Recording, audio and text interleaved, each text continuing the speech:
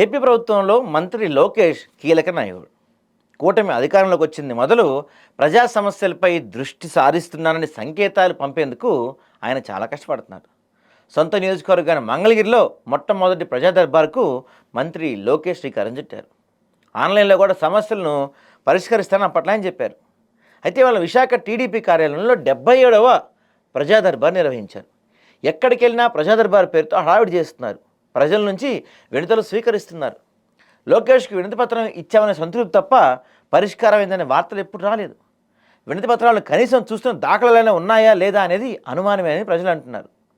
ప్రజా దర్బార్ కూడా ప్రచార దర్బారుగా మారిందన్న విమర్శ లేకపోలేదు. ఎంతసేపు వినతులు స్వీకరించామని పెద్ద ఎత్తున ప్రచారం చేసుకోవడమే తప్ప ఒరిగిందనేదనే మాట వినిపిస్తుంది. ఇంతవరకు జరిగిన 76 ప్రజా దర్బార్లో లోకేష్ దృష్టికి వెళ్ళిన సమస్యలతో పాటు పరిష్కారానికి నోచుకున్నవి ఎన్నో బయటపెట్టాలని డిమాండ్స్ కూడా వస్తున్నాయి. నిజానికి సమస్యల పరిష్కారంలో చిత్తశుద్ధి చూపి ఉంటే లోకేష్కు మరింత పేరు వస్తుంది. అలా కాకుండా కేవలం ప్రచారం కోసమే అయితే ప్రజల్లో వ్యతిరేకత వస్తుందని లోకేష్ గుర్తుంచుకోవాలి. ఎందుకంటే ప్రభుత్వంలో సీఎం తర్వాత అతి ముఖ్య నాయకుడు లోకేషే.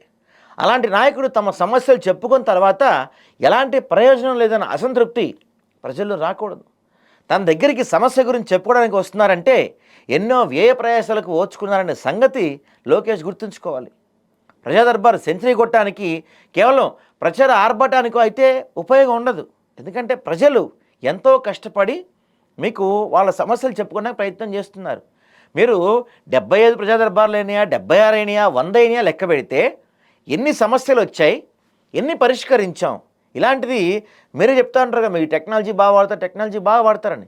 కాబట్టి ఇలాంటి వాటిని మీరు ఒక పోర్టల్ పెట్టి, ఒక వెబ్సైట్ పెట్టి, ఈ ప్రజా దర్బార్లో ఇన్ని సమస్యలు వచ్చాయి, వాటిని మేము పరిష్కరించాం అని చెప్పి అక్కడ మీరు ఒక రియల్ టైం అప్డేట్ పెడితే మీకే మంచి పేరు.